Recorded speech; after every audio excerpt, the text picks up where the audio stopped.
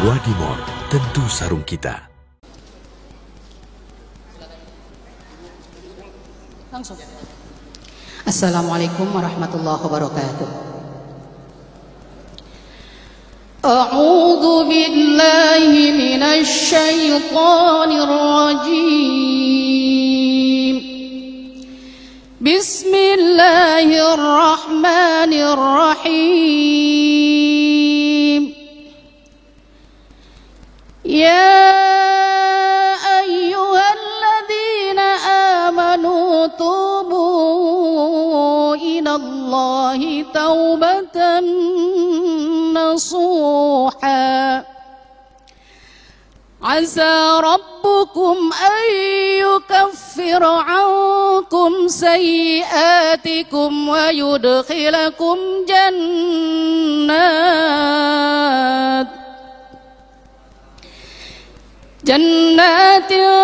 tajri min tahtihal anhar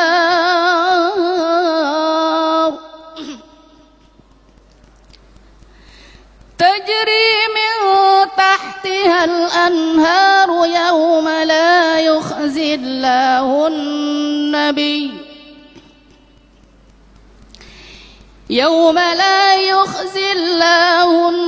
النبي والذين آمنوا معه نورهم يسعى بين أيديهم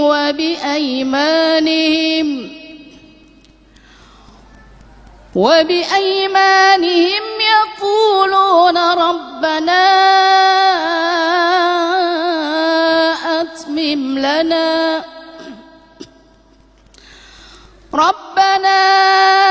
أتمم لنا نورنا واغفر لنا إنك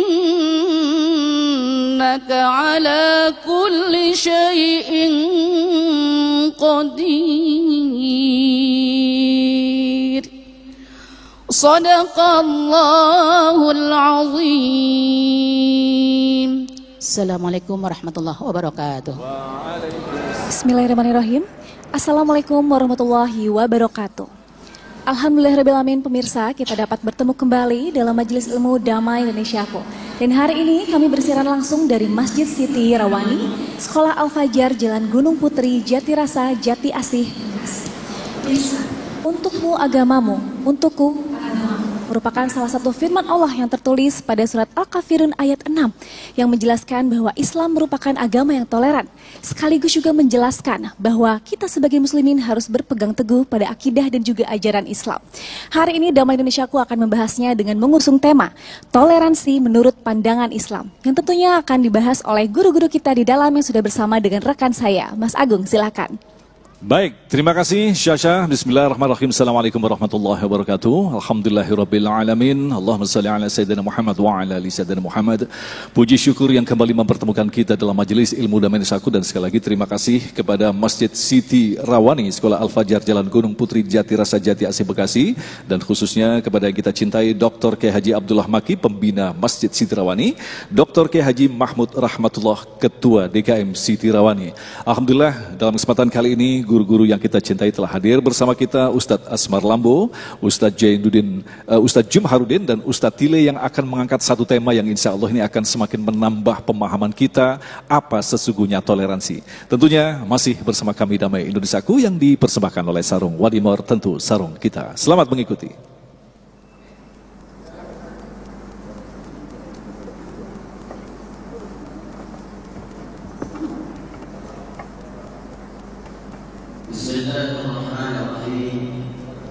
Assalamualaikum warahmatullahi wabarakatuh. Alhamdulillahilladzi wakafa. Assalatu wassalamu ala nuril mustafa wa ala alihi wa sahbihi wa man tabi'ahum bi ihsanin ila yaumil ma'ad. Allahumma salli wa sallim wa karrim ala sayyidina Muhammad wa ala alihi wa sahbihi wa man tabi'ahum bi ihsanin ila yaumil qiyamah. Qala Allah Ta'ala fi kitabihil kirim wa ma arsalnaka illa rahmatan lil alamin. Surah Al-Anbiya 107. Pemirsa Damai Indonesiaku TV One dimanapun berada, Bapak Ibu yang hadir semuanya wajah-wajah ahli surga insyaallah. Ibu-ibu yang berwarna-warni merah, kuning, hijau, abu-abu, mudah-mudahan sehat semuanya. Berwarna-warni itu perbedaan, betul tidak? Bapak-bapak di sini wajahnya beda semua, nggak ada yang sama, betul? Iya. Artinya apa Bapak Ibu dirahmati Allah? Perbedaan itu adalah sunnatullah. Al-Hujurat ayat 13. Ya ayyuhan nas inna khalaqnakum min dzakarin wa untha. Wahai sekalian manusia, Allah menciptakan ada dari golongan laki, ada golongan perempuan. Waja'alnakum syu'uban wa qabaila lita'arafu. Allah menciptakan bersuku-suku, Allah menciptakan berbangsa-bangsa, Allah menciptakan berbeda. Tujuannya lita'arafu, agar kita saling memahami. Safwatut Tafasir karya Ali As-Sabuni dijelaskan makna dari lita'arafu adalah tasamuh, toleransi, saling menghargai, saling menghormati, bukan saling menzalimi. Maka ditutup dengan kalimat inna akramakum indallahi atqakum. Maka sungguh yang paling mulia di sisi Allah tergantung ketakwaannya kepada Allah Subhanahu wa ta'ala. Bapak Ibu dimuliakan Allah, perbedaan itu adalah sunnatullah, pasti terjadi dalam kehidupan kita. Tidak ada manusia yang sama, nggak ada, pasti berbeda. Tidak ada anak yang lahir mesti dia kembar, pasti berbeda, nggak ada yang sama. Kenapa? Karena perbedaan ini adalah rahmat dari Allah Subhanahu wa ta'ala, tanda kasih sayang Allah.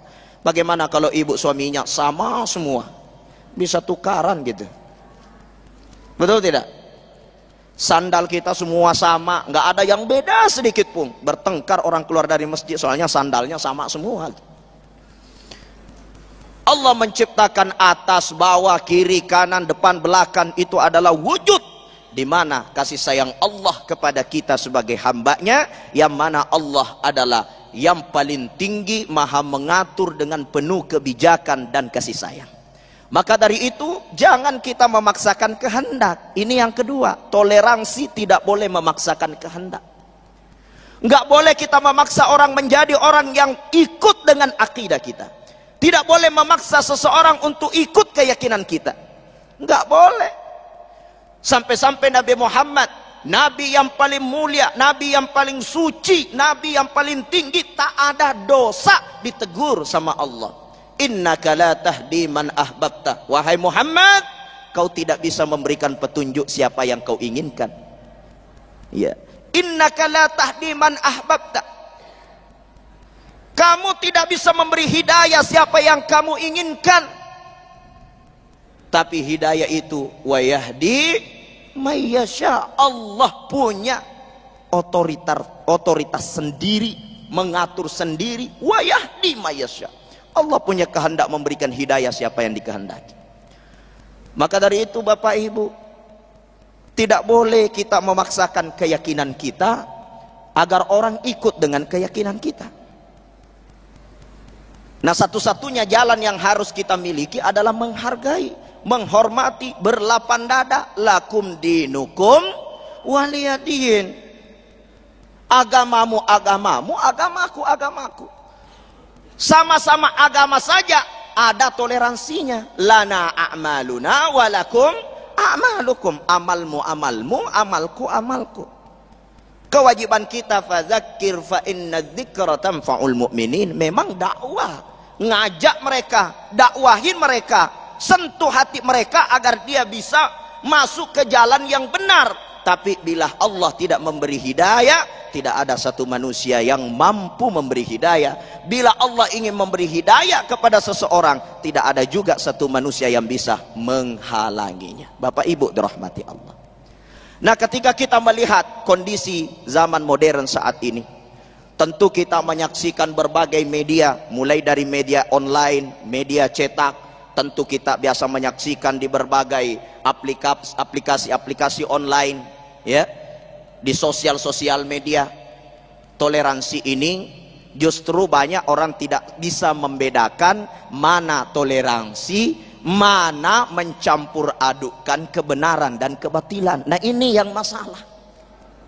Sampai-sampai kita melihat ada orang yang mencampur adukan antara ajaran Islam dengan ajaran-ajaran agama terdahulu, ataupun dengan ajaran-ajaran yang justru sebenarnya itu tidak dibenarkan dalam ajaran Islam. Udkhulu fis silmi kaffah, masuklah Islam secara menyeluruh, secara kafah. Artinya apa? Jangan dicampur aduk. Wala talbisul haqqa bil batil wa taqtumul haqqa wa antum ta'lam. Jangan kau campur aduk kebenaran dengan kebatilan. Jangan kau campur aduk apa yang telah Allah sempurnakan sebagai ajaran yang mulia. Maka jadi aneh Bapak Ibu bila kita menjumpai ajaran Islam kita, bagaimana kita memperbanyak Assalamualaikum warahmatullahi wabarakatuh. Bahkan diajarkan apabila dia adalah non-muslim, cukup kita mengucapkan ketika ia mengucap kepada kita Assalamualaikum warahmatullahi wabarakatuh, hanya kita menjawab dengan kalimat waalaikum. Semua sudah ada aturan dan ajarannya. Lalu aneh ketika kita menjumpai ada salam-salam yang lain, shalom shalom dan lain sebagainya. Betul tidak, Bu? Iya. Ini mencampur adukan, padahal kita disuruh untuk istiqamah kepada jalan yang benar yang kita yakini, yaitu Al-Quranul Karim. Bapak Ibu dirahmati Allah Subhanahu wa ta'ala. Toleransi adalah orang-orang yang mampu berlaku adil. Demikianlah Allah Subhanahu wa ta'ala mengajarkan kepada kita, wala yajrimannakum syana'anu qaumin ala alla ta'dilu i'dilu huwa aqrabu littaqwa. Apa kata Allah dalam Al-Quran? Jangan sampai karena kebencianmu kepada suatu kaum, karena kau tidak suka kepada suatu kaum, akhirnya kamu tidak berlaku adil kepada kaum-kaum tersebut. Kenapa? I'dilu, berlaku adil kepada mereka. Kenapa? Aqrabu littaqwa, karena berlaku adil itulah yang mendekatkan kita kepada ketakwaan kepada Allah. Toleransi atau biasa disebut dengan tasamuh, maknanya adalah berlaku adil dalam kehidupan kita. Jangan sampai karena kita merasa muslim, beragama Islam, kita zalim kepada orang yang non muslim. Jangan sampai kita ingin menghentikan kemungkaran dengan menghasilkan kemungkaran baru. Nah, tentu kita bisa melihat bagaimana saat ini viral di sosial media, bahkan di media cetak, bahkan setiap hari kita lihat di berita TV. Kita bisa melihat bagaimana kasus, contoh saja, bagaimana salah satu pondok pesantren yang viral hari ini itu menjadi contoh di mana mencampur adukan akidah Islam, bukan toleransi. Toleransi itu menghargai, menghormati kepada orang-orang yang tidak sekeyakinan dengan kita, tanpa kita harus ikut-ikutan seperti mereka. Itu makna dari lakum dinukum waliyadin. Tidak boleh menghakimi dengan menghajar mereka, membabi buta, tapi tentu ada prosedurnya. Kalaupun pesantrennya punya tanah, tentu ada tempat-tempat yang harus kita masuki dalam dunia pemerintahan yang punya wewenang, bagaimana surat-suratnya, bagaimana izin tempatnya. Kalau masalah ilmunya, ya tentu kita harus bagaimana meluruskan pengajarnya. Kalau persoalan anak-anaknya, itu bisa kita arahkan kepada pondok yang sesuai dengan ahlus sunnah wal jamaah. Semua ada fase-fase dan kelas-kelasnya. Itu makna berkeadilan di dalam melayani, berkeadilan, makna tasamuh atau toleransi. Kalau begitu aqrabu littaqwa, barulah kita mendekat kepada ketakwaan kepada Allah Subhanahu wa ta'ala. Saya kira demikian apa yang saya sampaikan, karena ada guru kita yang mulia, insyaallah akan melanjutkan apa yang dimaksud dengan tasamuh dan toleransi. Assalamualaikum warahmatullahi wabarakatuh. Waalaikumsalam warahmatullahi wabarakatuh. Terima kasih Ustadz Aslam yang telah memberikan gambaran yang sangat jelas sekali bahwa dunia ini adalah tempat ujian. Ada kebaikan, ada keburukan, ada yang beriman, ada yang kafir. Disinilah pentingnya dinullah Islam turun sebagai pembeda antara keburukan dan kebaikan. Dinullah Islam adalah memberikan batasan-batasan. Lantas bagaimanakah batasan dalam toleransi? Ustadz Tile akan menjelaskan selepas pesan-pesan berikut ini. Damai Indonesiaku yang dipersembahkan oleh Sarung Wadimor, tentu sarung kita.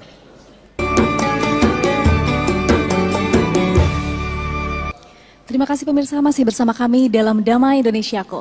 Masya Allah pemirsa, di segmen sebelumnya kita telah mendengarkan penjelasan dari Ustadz Asmar Lambo bagaimana Islam mengajarkan kita tentang perbedaan dan toleransi seperti yang sudah dilakukan oleh Rasulullah dan juga oleh orang-orang sebelumnya. Nah, pada segmen kali ini Ustadz Tile akan menjelaskan tentang tema batas toleransi dalam Islam. Silakan Ustadz.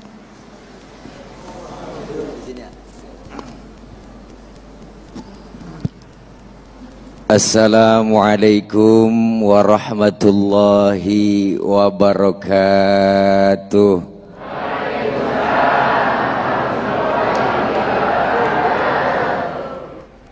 Bismillahi walhamdulillah. Alhamdulillahilladzi amarona wa aujabana bil ibadah. Wassalatu wassalamu ala Rasulillah Sayyidina Muhammad ibn Abdullah, la hawla wa la quwata illa billah. Amma ba'du, yang mulia segenap para guru-guru kita yang insyaallah kita doakan beliau-beliau sehat walafiat, panjang umur, ilmu-ilmu beliau manfaat buat kita semua. Terkhusus segenap pemirsa TV One Damai Indonesiaku, para ibu, bapak, hadirin jamaah yang insya Allah dimuliakan oleh Allah Subhanahu wa Ta'ala. Telah banyak yang disampaikan oleh guru kita, Kiai Asmar, memberikan contoh perbedaan-perbedaan dalam Islam. Maka toleransi dalam Islam itu sangat dikedepankan, bahwa Islam itu agama yang toleran, tetapi mesti ada batasan-batasan toleransi dan prinsip-prinsip dalam Islam. Apa itu? Yang pertama, masalah akidah. Ketika akidah umat Islam sudah mantap, ketika seseorang sudah mengucapkan asyhadu an la ilaha illallah wa asyhadu anna muhammadar rasulullah, saya bersaksi tiada Tuhan selain Allah dan saya bersaksi tiada Nabi Muhammad utusan Allah, Nabi terakhir, Rasul terakhir, titik, harga mati. Ini bicara akidah. Kalau sudah akidah harus punya prinsip. Islam itu agama disiplin. Lihat rukun Islam, syahadat, sholat, puasa, zakat, haji. Ini semuanya muaranya disiplin, bang. Syahadat disiplin akidah. Saya bersaksi tiada Tuhan selain Allah dan saya bersaksi Nabi Muhammad adalah utusan Allah, Nabi terakhir, titik, harga mati. Perkara ada lagi yang aku Nabi setelah Nabi Muhammad, wajib kita nggak percaya. Pak Ustadz, itu yang aku Nabi, jenggotnya sedada, bodoh amat. Mau sorbannya nyengser, udang-udangnya kayak ban Vespa. Kalau dia ngaku Nabi, wajib nggak percaya. Ya bu, disiplin akidah. Maka jangan sampai akidah kita tercampur dengan mengedepankan toleransi. Ini terjadi. Mohon maaf, ada orang Islam kumpul bareng, beribadah bareng di, mohon maaf, tempat ibadahnya non muslim. Ini sudah jelas melanggar prinsip-prinsip akidah kita. Apalagi kita nih Indonesia, negara majemuk. Dari suku, agama, udah macem-macem. Bahkan nih negara kita, Masya Allah, ibarat dagang, negara kita nih pasar cakep. Apaan aja yang masuk di Indonesia laku, seheran. Bener bu? Ada agama baru, aliran baru, aneh, ada aja yang ngikutin. Nabi palsu, gentayangan, udah berapa kali kita dikibulin. Iya bu, nabi palsu, malaikat palsu, bu, ada bu, sampai makanan palsu. Tuh lebaran sering kita temuin, bener kan? Luarnya kaleng biskuit, dalamnya rengginang, bener kan? Bener kan? Wow, Indonesia. Apaan aja ada, apalagi sekarang fenomena terjadi. Tadi udah disampaikan guru kita, kalau memberikan ajaran yang baik, ajaran tentang Islam yang tidak menyalahi koridor, yang tidak menyalahi daripada ajaran-ajaran Islam. Kalau dalam pondok pesantren memberi salam assalamualaikum dicampur lagi dengan salam orang lain, ini udah nggak nyambung, nggak nyambung po, nggak nyambung. Artinya apa? Ini toleransi yang kebablasan. Akidah ini penting, jangan sampai tergelincir dalam diri kita aja bu. Masya Allah, ada yang namanya syirik, bener kan? Kita menjaga dari itu. Ada syirik khafi, ada syirik jali, ada syirik yang terang-terangan, ada syirik yang ngeremeng-remeng. Syirik yang terang-terangan kita menyembah berhala, berarti sudah keluar murtad dari Islam, mempercayai selain dari Allah, bener bu? Ada lagi syirik yang khafi, yang ringan, yang remeng-remeng. Mentang-mentang punya cincin ngomong di depan teman-teman, nah, ini gara-gara cincin gua nih, jangankan perawan, nenek-nenek ngiat gua jatuh. Nenek-nenek itu, apalagi masalah dikedepankan dengan toleransi. Yang kedua, batasannya apa? Batasan ibadah. Kita beribadah sesuai dengan apa? Sesuai dengan ajaran dan syariat yang diajarkan dalam Islam. Bicara kerukunan umat antar beragama, kerukunan umat sesama kita, udah diajarkan kok dalam Islam. Mana simbolnya masjid? Ini masjid Siti Rawani nih, ini masjid Siti Rawani nih, ini masjid Siti Rawani nih, ini masjid Siti Rawani nih. Tadi kan kita sholat zuhur di sini bu ya. Lihat sholat zuhur, masya Allah, siapa aja masuk masjid Siti Rawani boleh. Siapa dan bapak betapapun dia masuk silahkan. Ada aturan yang gak tertulis. Siapapun masuk masjid Siti Rawani, buka sendal, copot sepatu, bener? Aturan. Mau datang dari mana kayak itu dia? Lu dari mana bang? Gue dari Wetan, ngadep Ngulon, bener kan? Nah dia dari mana dia? Dia dari Kulon, ngadep Ngulon juga lu. Semuanya sama di hadapan Allah, menyembah Allah Tuhan yang sama, menghadap arah kiblat yang sama, sholat bacaannya sama, gerakannya juga sama, pun dalam sholat pakai bahasa yang sama. Ini makna Bhinneka Tunggal Ika, beda, tapi satu tujuan. Islam udah ngajarin demokrasi lewat masjid. Kacau sholat kalau pakai bahasa masing-masing, rame masjid kita po. Bener dah. Teman kita dari Sunda takbir, Gusti Allah nu ageng. Malaikat nyaut nanaonan silaing euy. Bener po. Teman kita dari Padang kencangan lagi, Allah nan gadang. Malaikat nyaut ranca bana. Kacau. Yang kesian saudara kita dari Ambon, Allah sing ada lawan. Bismillahirrahmanirrahim. Alhamdulillahirabbil alamin. Lemati lama-lama. Ini diatur, keberagaman diatur, kebersamaan diatur, apalagi di luar daripada Islam. Islam agama yang sangat toleran kok. Maka batasannya akidah harus mantap, prinsip buat kita. Yang kedua ibadah. Dulu banget dah. Dulu banget. Yang namanya kaum Quraisy tuh pembesar-pembesarnya kayak semacam Al-Walid bin Mughirah tuh pula ngajak Rasulullah diskusi, ayo bareng-bareng kita ibadah gantian. Tuh kata rombongan dia nih, rombongan Abu Jahal, Abu Lahab sama abu-abu yang lain. Banyak abu waktu itu bu. Apa? Ajak diskusi, ibadah bareng. Apa ketika Rasulullah tawaf, Muhammad, bagaimana hari ini aku ikutin cara ibadahmu, besok kau ikuti cara ibadahku. Ditolak mentah-mentah sama Rasulullah. Kenapa? Karena akidah. Disitulah turun yang namanya surah Al-Kafirun, lakum dinukum waliyadin. Hati-hati nih baca surah Al-Kafirun. Yang kagak biasa, wah, bisa pergi nggak bisa pulang. Ayatnya kembar po. Walana wala antum lah. Wah, Bang Izu udah berdiri nih Bang Agung. Berarti tandanya saya harus undur diri nih. Ya, ntar habis waktu ke kita. Ya, ntar aja lanjutin lagi nih, ada guru kita ya. Saya guru ya, ini udah penggenak, ntar waktunya habis ya. Dan dah masa sama-sama, mudah-mudahan ntar kita dengarkan beliau dari guru kita, Guru Jamhuruddin ya. Beliau ntar yang akan nyampein banyak, jangan kemana-mana. Saya yakin apa yang beliau sampaikan tadi ntar banyak manfaatnya. Amin, amin. Dah segini, jangan lupa pakai sarung Wadimor. Tentu sarung kita. Wah, iklan juga gua. Nah, Ntar ditambahin lagi 2 kotak ya. Iya, tambahin lagi. Baik, terima kasih Ustadz Tile, sangat jelas sekali. Kita adalah umat akhir zaman yang dihadapkan pada fitnah-fitnah dengan kualitas yang sangat berat. Dan tugas berat kita adalah menjaga kemurnian akidah. Tetapi pada kenyataannya kita terlalu banyak berkompromi dengan keyakinan-keyakinan lain. Sehingga terjadi percampur adukan. Padahal toleransi bukanlah mencampur adukan ajaran agama. Ustadz Jumaruddin akan menjelaskan sesaat lagi.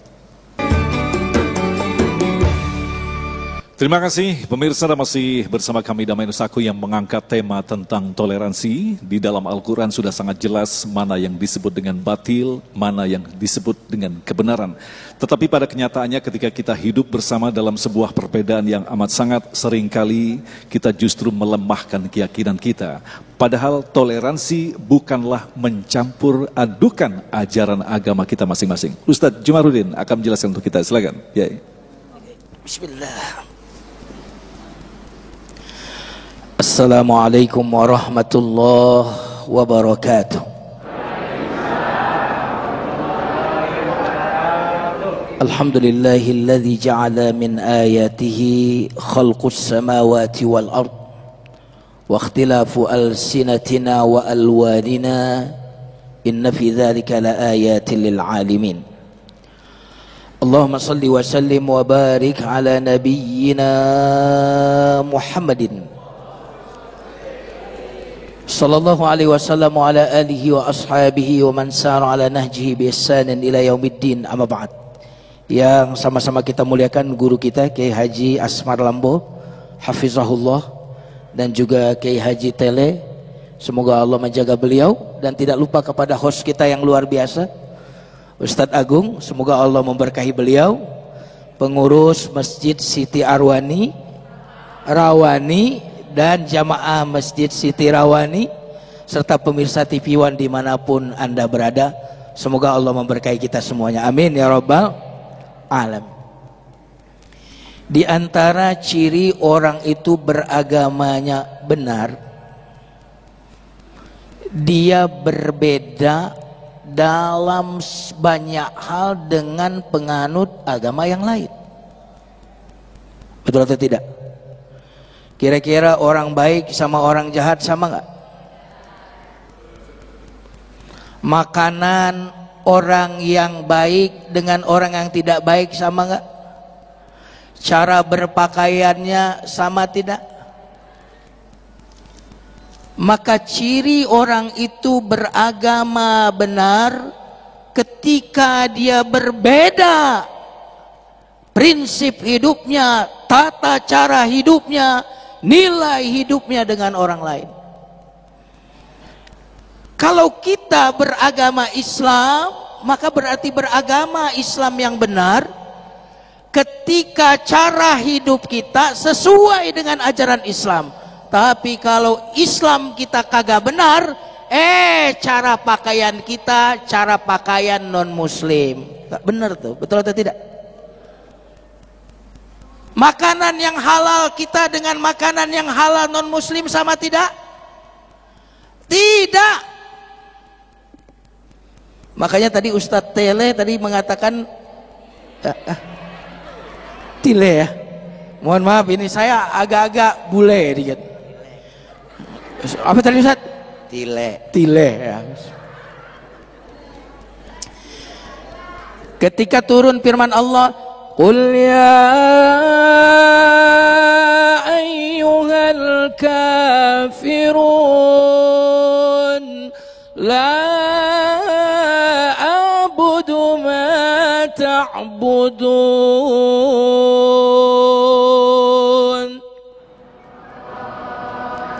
Ketika turun ayat itu, backgroundnya, latar belakangnya, Orang-orang kafir Quraisy ngajak kompromi, mencampur adukkan. Muhammad, gini aja deh. Kalau ditawarin harta, Nabi Muhammad nggak mau untuk meninggalkan agama ini. Ditawarin jabatan demi meninggalkan dakwah ini nggak mau juga. Ditawarin wanita yang tercantik nggak mau juga. Beliau mengatakan, lihat prinsipnya. Seandainya mereka meletakkan matahari di tangan kananku, rembulan di tangan kiriku, agar aku berkompromi, agar aku meninggalkan keyakinan ini, tidak pernah akan aku tinggalkan sampai aku mati karenanya atau Allah memenangkan agama ini. Ya kalau nggak mau begitu ya Muhammad, begini aja deh, kita gimana gantian, ntar engkau datang ke tempat ibadah kami, habis itu nanti kami yang datang ke tempat ibadah kalian. Maka apa yang terjadi? Turunlah surat Al-Kafirun. Bagi orang yang tidak ngaji tafsir, surah Al-Kafirun itu mungkin kelihatannya kok sama ya. Ayat 1-2 dengan 3-4 sama. Beda.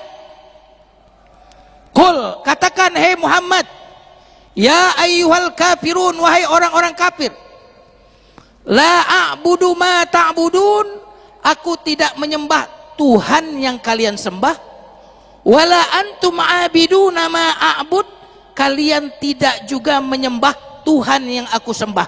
Tuhan kita beda. Jelas? Itu tafsirnya. Ayat 2, ayat 3 itu tafsirnya, yang beda apanya? Tuhan kita beda.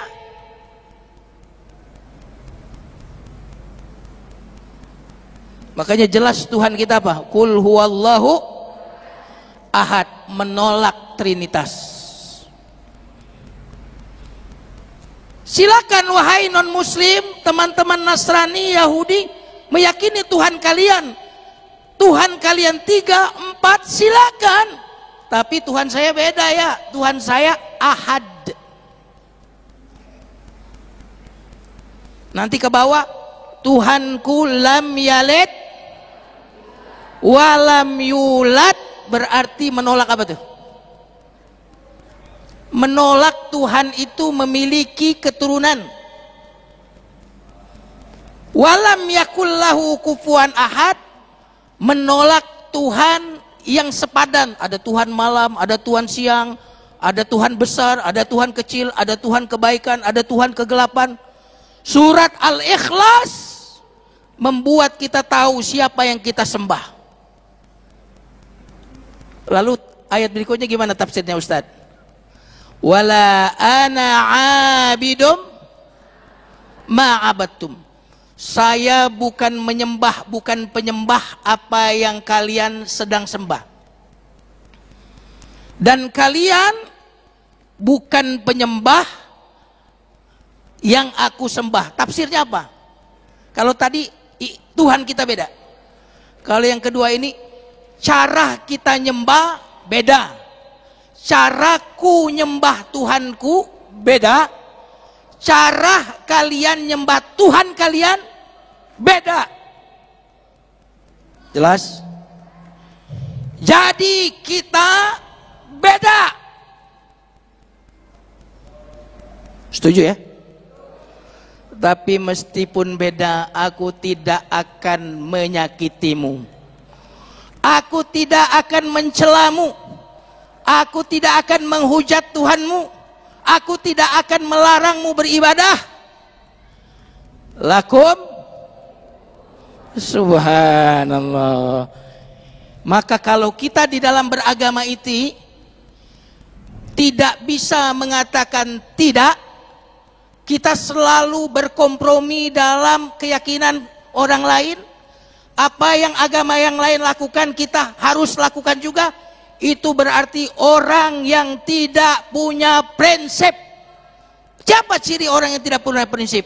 Orang yang tidak pernah bisa berkata tidak. Orang itu tidak punya prinsip.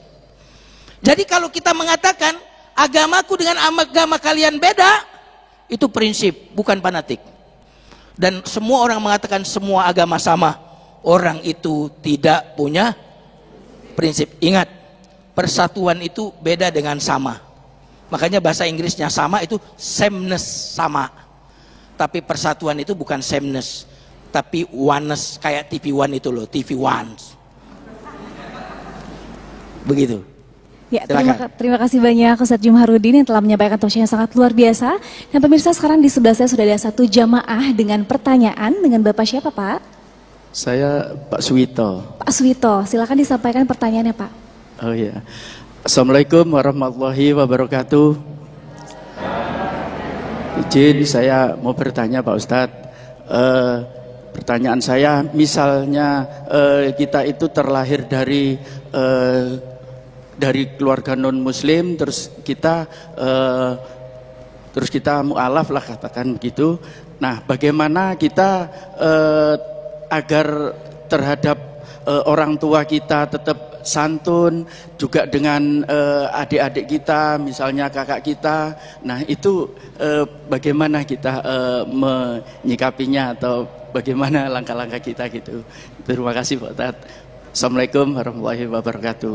Waalaikumsalam warahmatullahi wabarakatuh. Pertanyaan yang luar biasa, Ustadz. Dan kita akan mendengarkan jawaban dari para narasumber kita di segmen selanjutnya. Jangan kemana-mana, tetap bersama kami dalam Damai Indonesiaku. Baik, terima kasih pemirsa, masih bersama kami Damai Indonesiaku dan kita sampai di segmentasi tanya jawab. Ini memang waktunya sangat singkat, insya Allah penjelasan dari guru-guru kita insya Allah akan menuntaskan pemahaman kita apa yang disebut dengan toleransi dan bagaimanakah kita semestinya melakukan hal yang disebut dengan bertoleransi. Tadi ada pertanyaan bagus dari Pak Suwito, nanti kita akan diskusikan dengan ketiga guru kita. Yang pertama mungkin bisa dijawab oleh Ustadz Tile. Dia terlahir sebagai non-muslim, kemudian menjadi mu'alaf, tetapi bagaimanakah semestinya hubungan dia dengan orang tuanya, saudara-saudara, teman-temannya? Secara singkat-singkat, silakan. Ya, terima kasih. Pertanyaan yang sangat luar dalam, luar biasa. Rasulullah Shallallahu Alaihi Wasallam beliau bilang, kullu mauludin yuladu alal fitrah. Setiap bayi dilahirkan dalam keadaan fitrah, dalam keadaan suci. Maka kedua orang tuanya lah yang menjadikan dia Yahudi, Nasrani atau Majusi. Alhamdulillah tadi pertanyaan lahir dari keluarga Nasrani, tetapi seiring perjalanan dalam kehidupan beliau mendapatkan hidayah dan masuklah ke dalam Islam. Pertanyaannya, bagaimana cara saya untuk menghormati, menghargai kedua orang tua saya yang masih non-muslim? Begitu kira-kira pertanyaannya. Ya, mana yang nanya nih?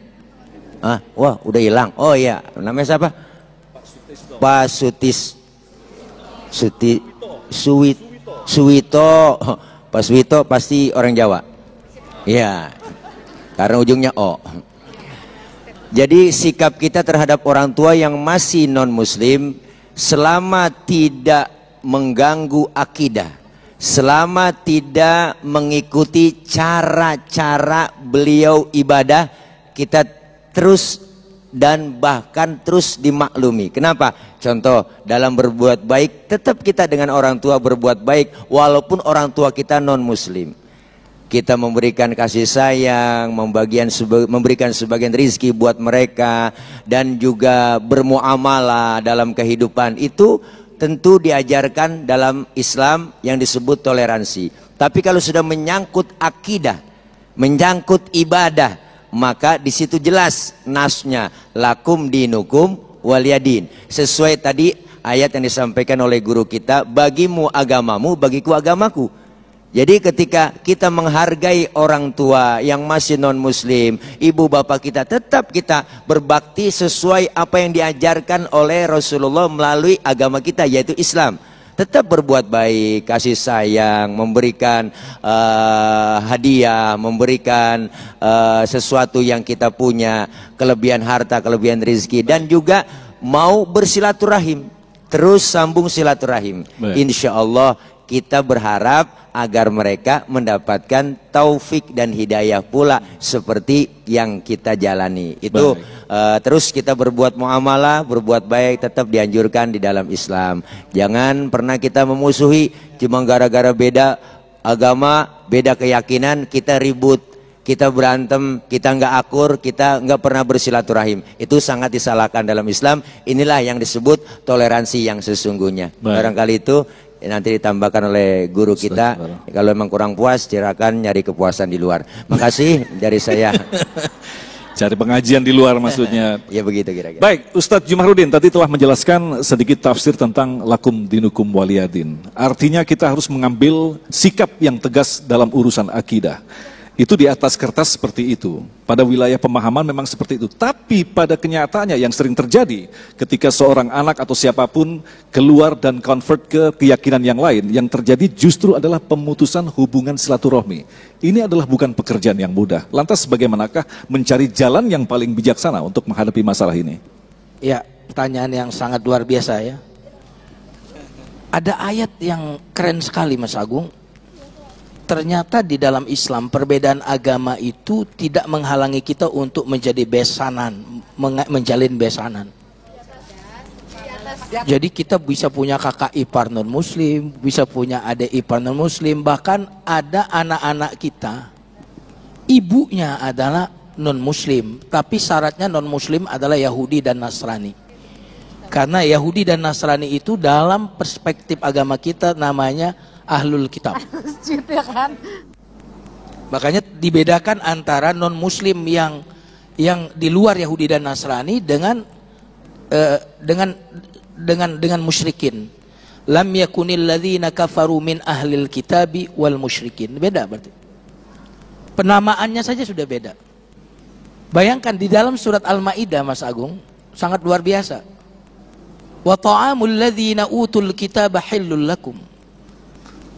Sembelihan ahlul kitab Yahudi dan Nasrani, kalau kita hidup di negara yang mayoritas Nasrani atau Yahudi, sembelihan mereka itu halal kita makan. Kurang toleransi apa agama kita ini? Wa ta'amukum hillul lahum, dan makanan kita, sembelihan kita juga halal buat mereka. Jadi kalau kita berada di negara-negara non muslim tapi agamanya Yahudi dan Nasrani, nggak usah takut kita makan ayam ini disembelih apa enggak. Ini ngasih daging sapi ini disembelih apa enggak? Halal. Al-Maidah ayat 5. Nah yang menarik lagi bukan hanya itu.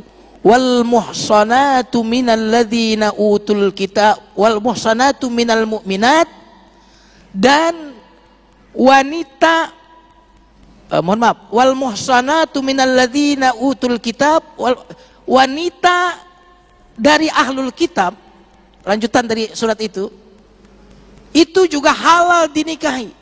Bayangkan, padahal pernikahan itu didirikan dalam rangka menjalani kehidupan yang merasakan apa? Sakinah. Itu kan tujuan pernikahan. Dan ternyata dalam agama kita, seorang laki-laki muslim, laki-laki, boleh menikahi wanita Yahudi dan Nasrani. Bukan wanita musyrik ya.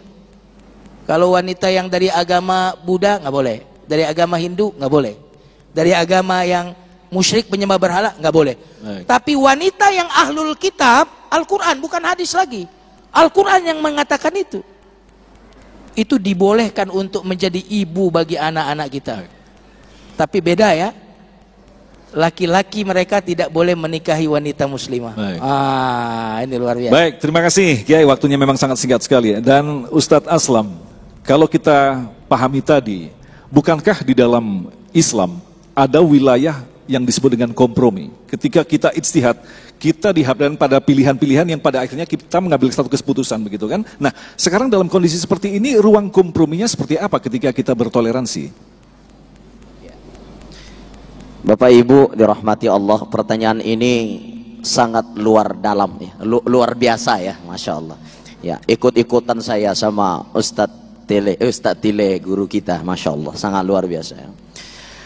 Dalam kehidupan kita saat ini, memang dunia toleransi itu sudah bercampur aduk. Akan tetapi di dalam kitab Al-Ashira Al-Muwajibatu li Mahabbatillah karya Ibnu Qayyim Al-Jauzi rahimahullah ta'ala, itu ada 3 pembagian di dalam kehidupan kita memeluk agama Islam. Saya ulang, ada 3 hal terpenting dalam memegang agama Islam ini. Yang pertama, persoalan akidah. Persoalan akidah sudah dijelaskan oleh guru-guru kita. Lakum dinukum waliyadin, gak ada toleransi. Lam yalid walam yulad. Allah itu tidak beranak, tidak diperanakkan. Tidak ada istilah Tuhan ala ini, ala ini, ala itu, gak ada. Qul huwallahu ahad. Laisa kamitslihi syai'un. Enggak ada toleransi persoalan akidah kita, keyakinan kita la ilaha illallah. Tidak ada yang menghidupkan, tidak ada yang mematikan, tidak ada yang memberi rezeki, tidak ada yang mengatur kehidupan illallah, kecuali Allah Subhanahu wa taala. Itu akidah. Persoalan yang kedua adalah persoalan akhlak.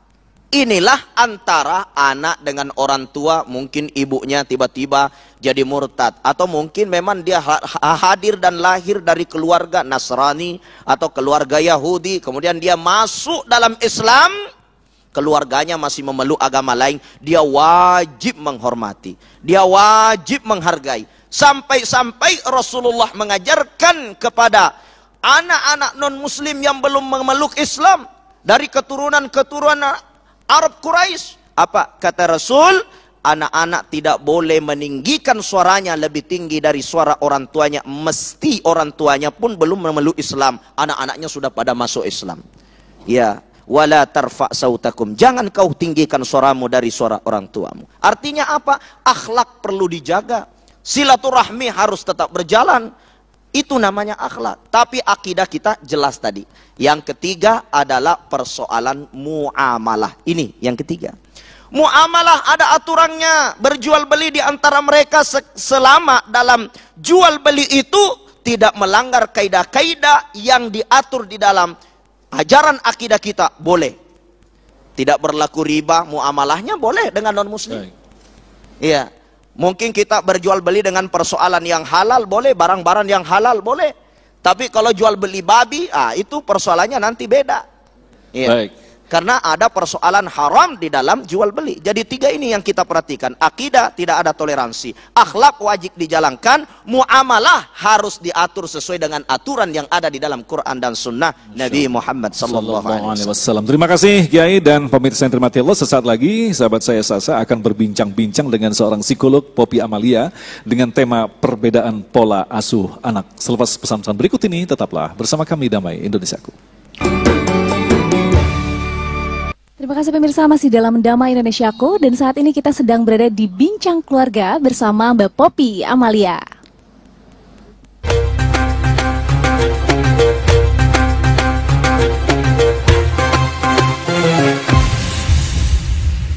Selamat siang Mbak Poppy, apa kabar? Assalamualaikum. Waalaikumsalam warahmatullahi wabarakatuh. Mbak Poppy, hari ini kita mengusung tema yang seru ya Mbak Poppy, tentang pola asuh pada anak. Benar. Nah, sebetulnya ini seberapa berpengaruh terhadap perkembangan anak Mbak Poppy? Ya, pengaruh banget karena pola asuh itu adalah teknik bagaimana orang tua memberikan contoh, mengajari, kemudian juga membimbing anak kan itu. Jadi pengaruh terhadap perilaku anak dan pemikirannya ke depan.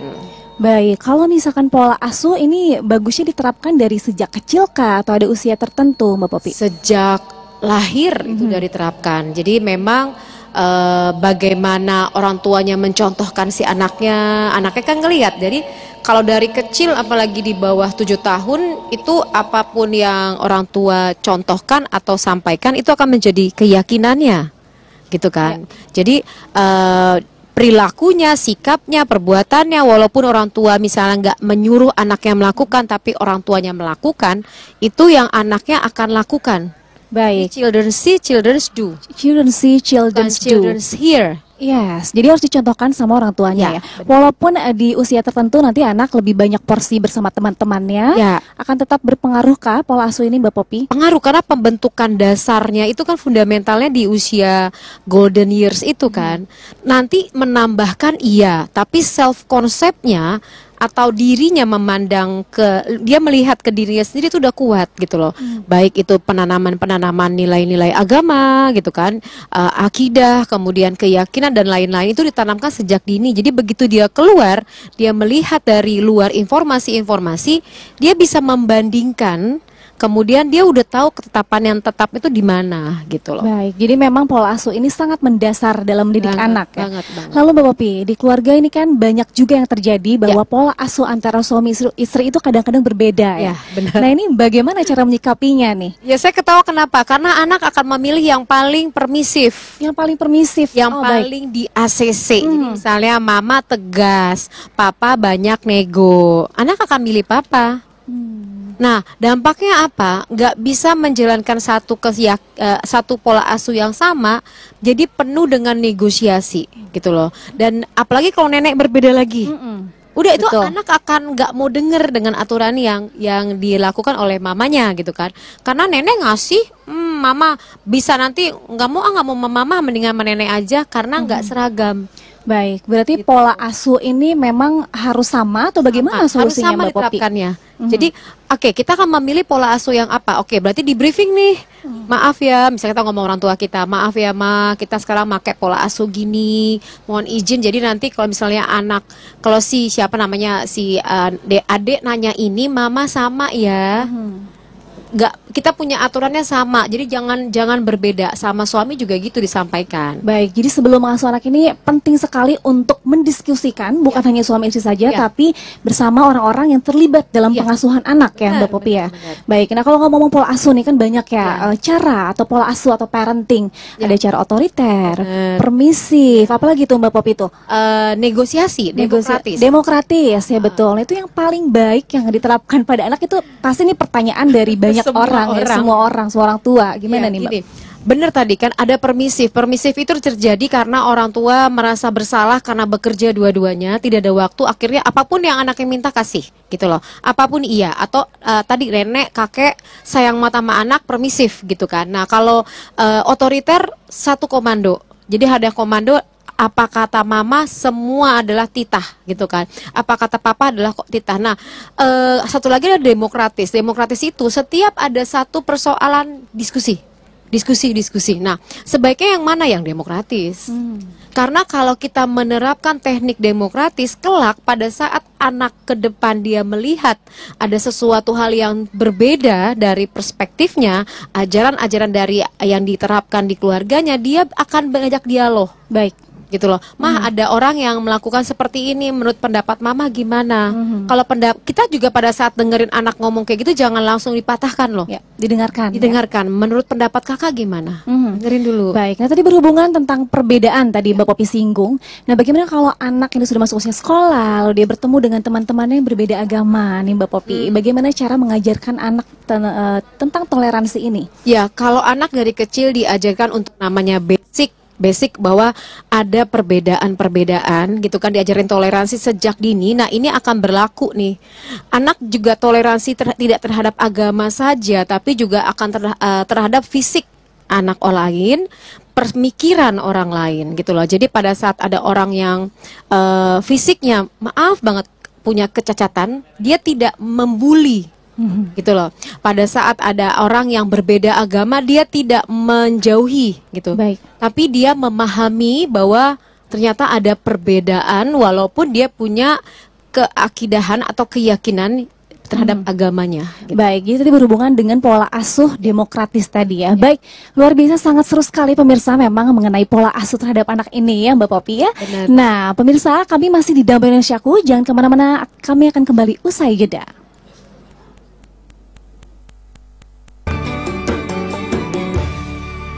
Demikian pemirsa yang dirahmati Allah dan Mensaku untuk hari ini, dan insya Allah besok di Ahad 9 Juli kami akan hadir dari Masjid Baitul Hidayah Komplek Villa Mas Indah bersama para guru kita Ustadz Syahdan, Ustadz Jaleni dan Ustadz Yusya Hakam dengan tema Taubat Sebelum Terlambat. Agung Izul Haq mewakili kerabat kerja yang bertugas serta pendukung acara ini Sarung Wadimor, tentu Sarung kita mengucapkan terima kasih atas perhatian Anda. Sampai jumpa besok. Assalamualaikum warahmatullahi wabarakatuh.